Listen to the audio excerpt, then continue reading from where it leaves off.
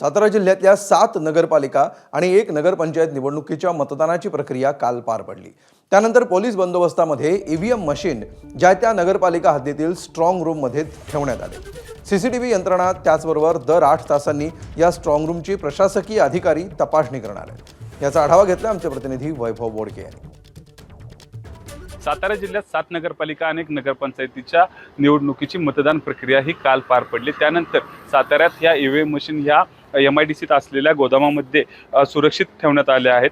या ठिकाणी जी strong room तयार करण्यात आले आहे त्या ठिकाणी सीसीटीव्ही यंत्रणा त्याचबरोबर पोलिसांचा मोठा बंदोबस्त तैनात करण्यात आला आहे। दर 8 तासांनंतर प्रशासकीय अधिकारी या ठिकाणी पाहणी करण्यासाठी येणार असल्याची माहिती देखील प्रशासनाच्या वतीने सांगण्यात आली आहे। निवडणूक झालेल्या या प्रत्येक नगरपालिकेच्या ठिकाणी नगरपंचायतीच्या ठिकाणी अशा पद्धतीची स्ट्रॉंग रूम बनवून त्या ठिकाणी त्या नगरपालिकेच्या ईव्हीएम मशीन देखील ठेवण्यात आल्या आहेत। एकूणच जर खरं बघायला गेलं तर मतमोजणी आज होणार होती अशी तयारी देखील प्रशासनाच्या वतीने करण्यात आली होती। उच्च न्यायालयाच्या जो खंडपीठाने जो निर्णय दिला त्यानंतर नगरपालिका आणि नगरपंचायतीच्या निवडणुकीची मतमोजणी ही 21 डिसेंबरला पुढे ढकलण्यात आली। एकंदरीत त्यामुळे या ठिकाणी प्रशासनाच्या माध्यमातून आता 19 दिवस ही मतमोजणी पुढे ढकलण्यात आल्यामुळे कडेकोट बंदोबस्त आणि सीसीटीव्हीच्या निगराणीत ईव्हीएम मशीन देखील ठेवण्यात आले आहे। त्यामुळे एकंदरीत जर बघायला गेलं तर या निवडणुकीचा निकाल कडे या उमेदवारांचं देखील लक्ष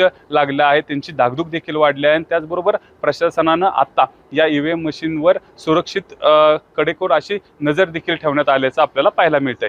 कॅमेरामन ओमकारसह वैभव बोडके, ABP माझा, सातारा। ABP माझा, उघडा डोळे बघा नीट।